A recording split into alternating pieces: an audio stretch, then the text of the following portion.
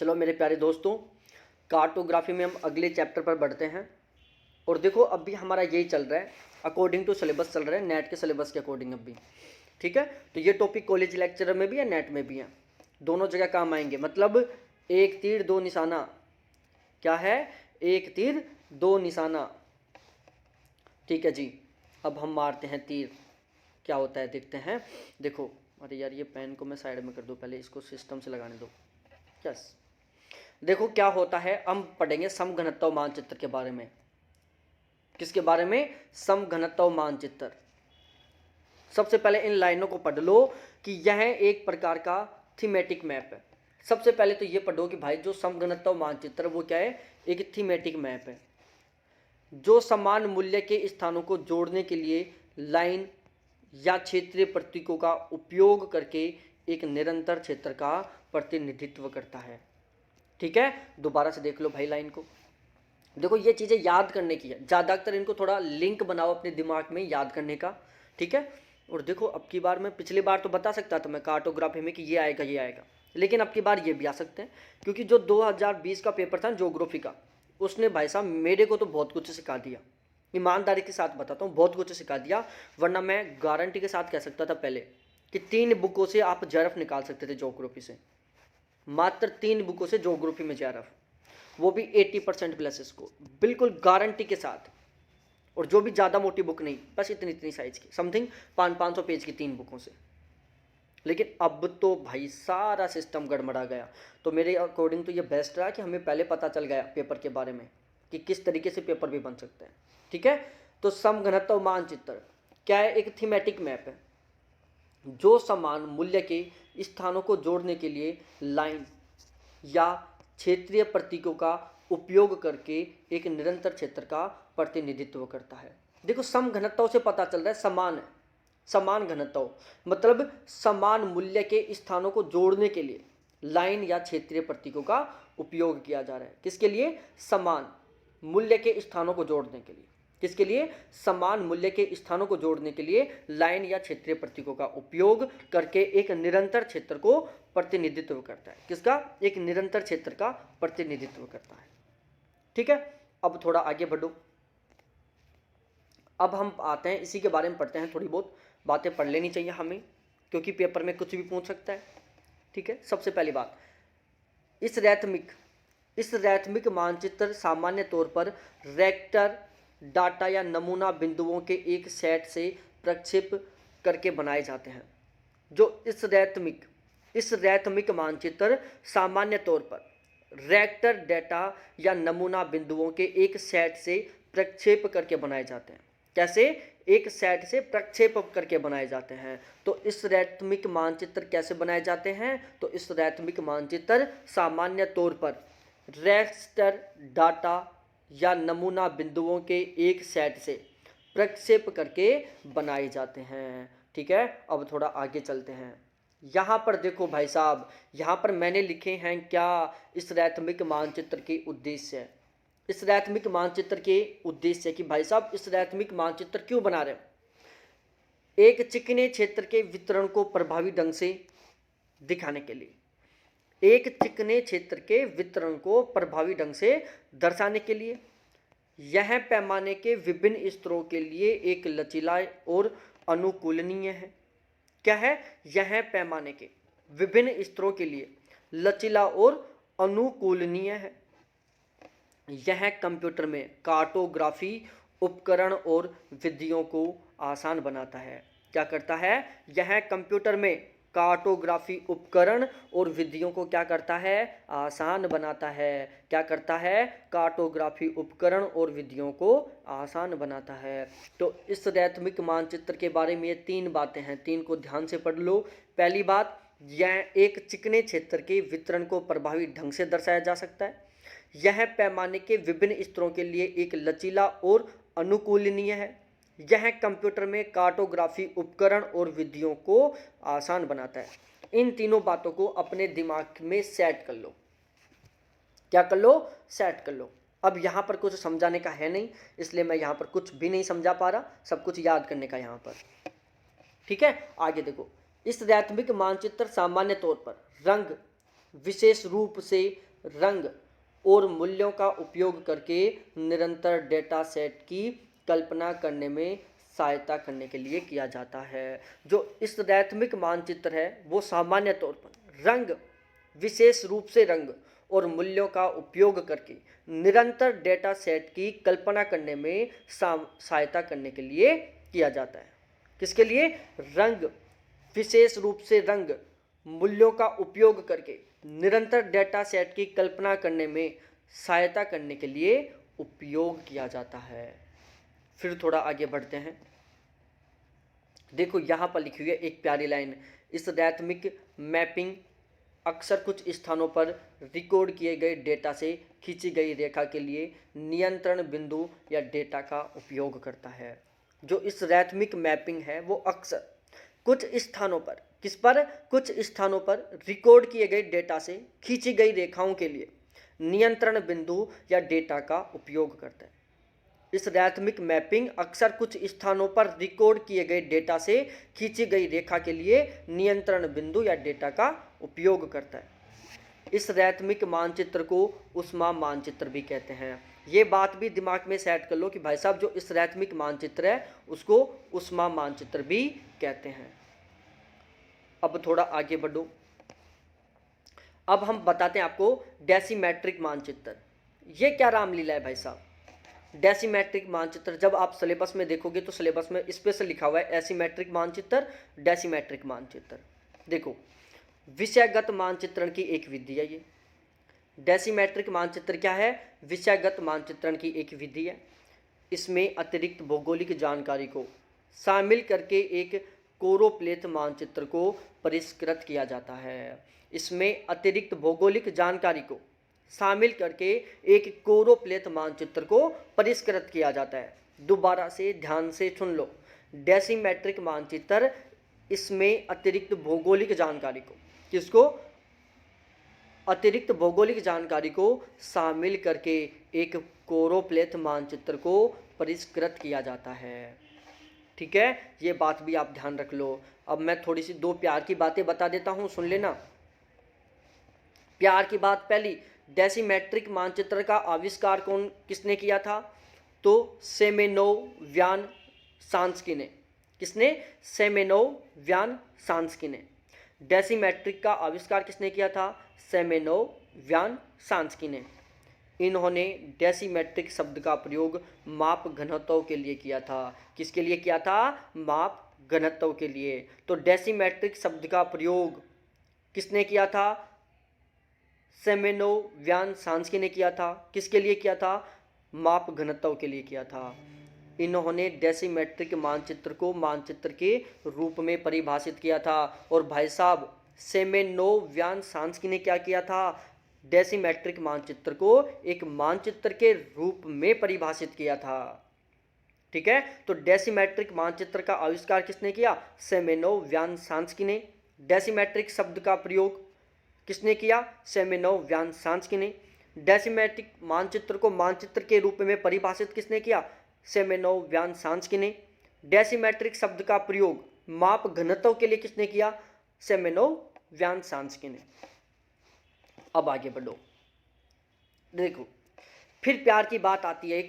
एक वर्णमात्री मानचित्र मानकीकृत डेटा का उपयोग करता है। जो एक वर्णमात्री मानचित्र है वो मानकीकृत डेटा का उपयोग करता है, लेकिन नक्शे के अंदर की सीमाओं के अंदर वास्तविक बदलते घनत्वों को ध्यान में रखकर क्षेत्रीय प्रतीकों को रखता है। ठीक है, तो बस ये ध्यान रख लो, इन लाइनों को भूल जाओ। नेट जेआरएफ की तैयारी करने वालों, कॉलेज लेक्चरर की तैयारी करने वालों, इन लाइनों को भी पढ़ लो। ठीक है, नेट जेआरएफ वालों को क्या पढ़ना है? एक वर्णमात्री मानचित्र मानकीकृत डेटाओं का उपयोग करता है। कॉलेज लेक्चर वालों को यह भी पढ़ना है, लेकिन नक्शे की सीमाओं के अंदर वास्तविक बदलते घनत्वों को ध्यान में रखकर क्षेत्रीय प्रतीकों को रखता है। ठीक है, फिर हम आगे बढ़ते हैं। भौगोलिक सूचना प्रणाली जैसे उपकरणों के उत्पादन के लिए सीमित विकल्पों के कारण डेसीमेट्रिक मानचित्रों का व्यापक रूप से उपयोग नहीं किया जाता है। भौगोलिक सूचना प्रणाली जैसे उपकरणों के उत्पादन के लिए सीमित विकल्पों के कारण डेसीमेट्रिक मानचित्रों का व्यापक रूप से प्रयोग नहीं किया जाता। दोबारा से पढ़ लो। भौगोलिक सूचना प्रणाली जैसे उपकरणों के उत्पादन के लिए सीमित विकल्पों के कारण डेसीमेट्रिक मानचित्र का व्यापक रूप से उपयोग नहीं किया जाता। अब थोड़ा आगे चलो। अब भाई साहब कॉलेज लेक्चर वालों इसको पढ़ लो। डेसीमेट्रिक मानचित्र और कोरोप्लेथ मानचित्र में अंतर। नेट जेआरएफ वालों तुम मत पढ़ो चाहे इसको, डेसीमेट्रिक मानचित्र कोरोप्लेथ मानचित्र, लेकिन पढ़ लो यार, पता नहीं पेपर कहाँ से बनने लग गया आजकल। वर्णमात्री मानचित्र पर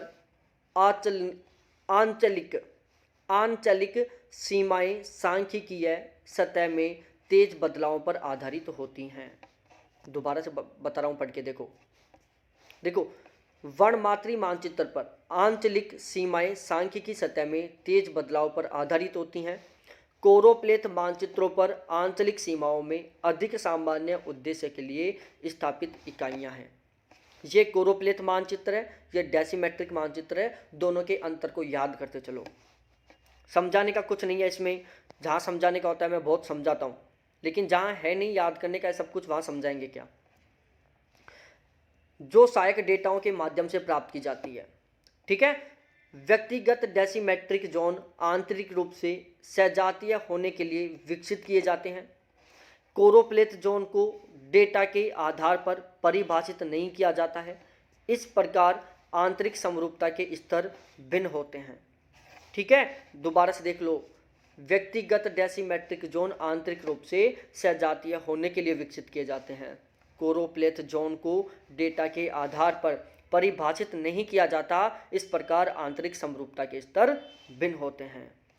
फिर थोड़ा आगे बढ़ते हैं और यहाँ पर फिर एक बहुत प्यारी बात लिखी हुई है। इसमें प्रतिक्रियाओं की विस्तृत श्रृंखला पर शोध किया जाता है और इसके तरीके मानकीकृत होते हैं। मतलब जो कोरोप्लेथ होता है उसके तरीके कैसे होते हैं, मानकीकृत होते हैं। और जो डेसीमेट्रिक होता है उसमें क्या होता है, प्रक्रियाओं की विस्तृत श्रृंखला पर शोध किया जाता है। डेसीमेट्रिक में क्या होता है, प्रक्रिया की जो विस्तृत श्रृंखला है उसके ऊपर शोध किया जाता है। जबकि जो कोरोप्लेथ होता है उसमें क्या होता है, इसका जो तरीका होता है वो क्या होता है, मानकीकृत होता है। क्या होता है, मानकीकृत होता है, ठीक है। तो डेसीमेट्रिक की जो क्रिया है, जो प्रक्रिया है, उसके ऊपर क्या किया जाता है, उस श्रृंखला के ऊपर शोध किया जाता है। जबकि जो कोरोप्लेथ होता है उसमें जो तरीका होता है वो मानकीकृत होता है, ठीक है। तो ये थी हमारी आज की सारी सारी रामलीला। कैसी लगी जरूर बताना, ठीक है। 1 minute please. What happen, seat.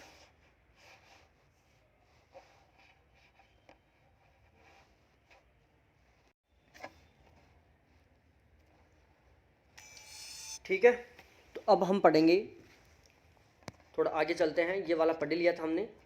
अब हम पढ़ते हैं एक बहुत इंपॉर्टेंट है, क्लाइमोग्राफ। अब हम पढ़ेंगे क्लाइमोग्राफ, क्लाइमेटोग्राफ,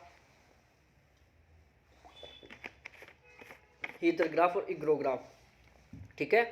चारों के चारों बहुत महत्वपूर्ण है। क्वेश्चन यहाँ से पूछता है, वो बहुत सारी बार पूछ चुका है और यहाँ पर हम अक्सर कंफ्यूज भी हो जाते हैं। क्लाइमेटोग्राफ में, क्लाइमोग्राफ में, हीथरग्राफ में, इग्रोग्राफ में, ठीक है। तो आपका कंफ्यूज भी हम दूर करेंगे।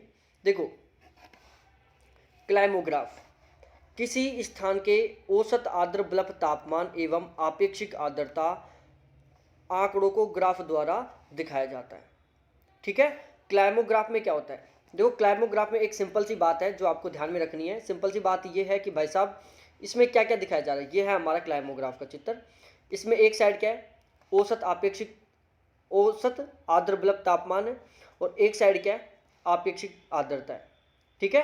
तो क्लाइमेटोग्राफ के द्वारा, जो क्लाइमोग्राफ है उसके द्वारा क्या क्या दिखाया जा रहा है बताओ। जो क्लाइमोग्राफ है उसके द्वारा क्या क्या दिखाया जा रहा है, एक तो दिखाया जा रहा है क्या, किसी स्थान का औसत आर्द्र बल्ब तापमान और उसी स्थान की आपेक्षिक आर्द्रता। इन दोनों को जब हम एक ग्राफ के द्वारा दिखाते हैं तो उस ग्राफ को क्या कहते हैं, हम क्लाइमोग्राफ कहते हैं। क्वेश्चन क्या पूछता है, क्लाइमोग्राफ का संबंध है तो किस किस से, औसत आर्द्र बल्ब तापमान और आपेक्षिक आर्द्रता से, ठीक है। अब इसमें जो ये चार शब्द ना, मग्गी है, रो है, किन्नर, स्कोची, ये चारों शब्द बहुत महत्वपूर्ण है। हमें इन चारों शब्दों को अच्छे से ध्यान में रखना है।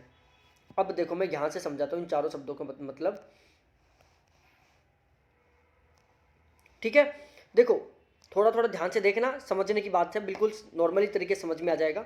यहाँ पर क्या है, हमारी आपेक्षिक आर्द्रता है, मतलब ये दो लाइन है किसकी, आपेक्षिक आर्द्रता की है। ठीक है, और ये क्या है, तापमान की लाइन है, किसकी है, तापमान की है। ठीक है, तो देखो यहाँ पर आपको दिख रहा है, बिल्कुल डायरेक्टली दिख रहा होगा, ये तापमान बढ़ रहा है, इस साइड आपेक्षिक आर्द्रता बढ़ रही है।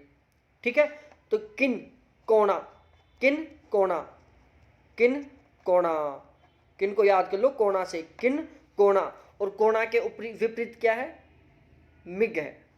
कौन है, मिग है, कौन है, मिग है। किन कोणा, कोणा के विपरीत मिग है। ठीक है, मिग से नीचे क्या है, रो है, और लास्ट में क्या बच गया, स्कोची बच गया। ठीक है, तो किसी भी तरीके से याद कर लेना, मैं अपना तरीका बता दूंगा मैंने कैसे याद किया था। देखो याद करने का, ये आर्द्रता बढ़ रही है, इस साइड तापमान बढ़ रहा है, तो ये जो स्थान है, ये जो स्थान कैसा है, यहाँ पर टेम्परेचर भी कम है और यहाँ पर आर्द्रता भी कम है। मतलब ये कैसा क्षेत्र है, आर्द्रता कम है, मतलब यहाँ पर बरसात कम हो रही है, तो हम सीधे सीधे शब्दों में कह सकते हैं ये शुष्क क्षेत्र है। ठीक है, तापमान कम है, यहाँ पर, यहाँ से तापमान स्टार्ट हो रहा है, तो यहाँ पर तापमान भी कम है, मतलब यहाँ पर क्या है, ठंडा है। तो यहाँ की आर्द्रता कैसी है, ठंडी और शुष्क है। कैसी है, ठंडी और शुष्क है। अब बात करें हम यहाँ की, यहाँ पर क्या है, यहाँ पर देखो टेम्परेचर इस तरीके से बढ़ रहा था, वो सॉरी आर्द्रता इस तरीके से बढ़ रही है, तो यहाँ पर तो क्या है, आर्द्रता तो बहुत ज़्यादा है, यहाँ पर आर्द्रता क्या है, बहुत ज़्यादा है, लेकिन टेम्परेचर क्या है, यहाँ पर बिल्कुल कम है। टेम्परेचर यहाँ पर कम है और आर्द्रता यहाँ पर ज़्यादा है, मतलब यहाँ की जलवायु कैसी हुई, आर्द्रता अधिक होने की वजह से आर्द्र हो गई, और टेम्परेचर कम होने की वजह से ठंडी हो गई। क्या हो गई, ठंडी हो गई। टेम्परेचर कम होने की वजह से ठंडी है और आर्द्रता अधिक होने की वजह से आर्द्र है। ठीक है, तो जो ये रो है इसकी जलवायु कैसी है, ठंडी आर्द्र है।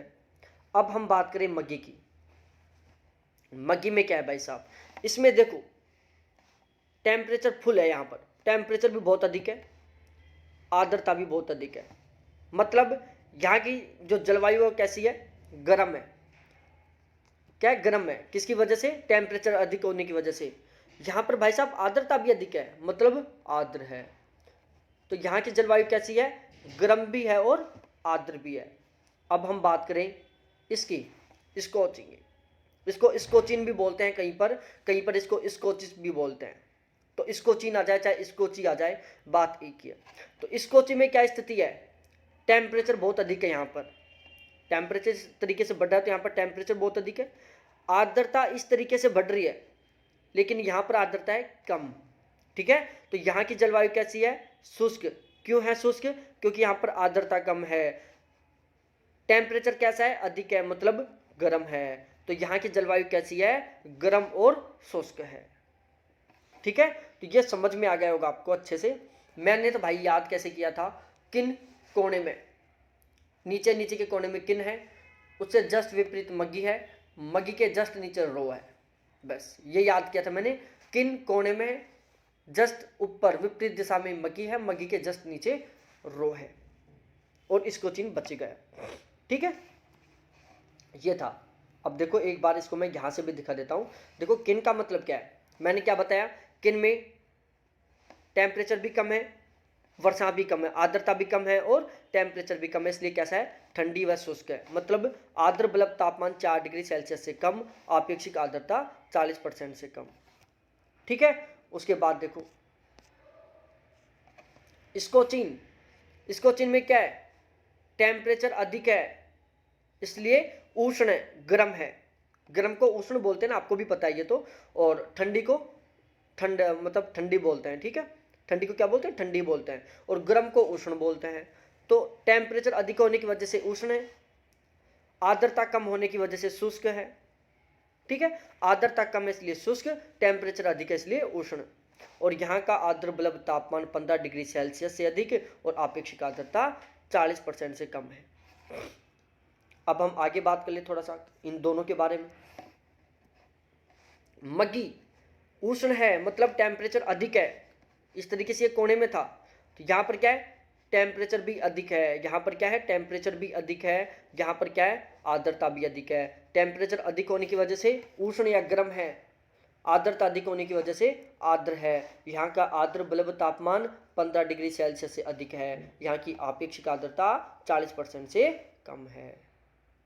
ठीक है, यह बात समझ में आ गई। अब आ जाओ भाई साहब रो पे। यहाँ पर क्या है, रो कहाँ था भाई साहब, रो था यहाँ पर था कौन, रो। मतलब यहाँ पर आर्द्रता इस तरीके से बढ़ रही है, इस तरीके से आर्द्रता बढ़ रही है, मतलब यहाँ पर आर्द्रता अधिक है। टेम्परेचर इस तरीके से बढ़ रहा है, मतलब यहाँ पर टेम्परेचर कम है। कम टेम्परेचर के कारण ये ठंडा है, अधिक आर्द्रता के कारण ये आर्द्र है।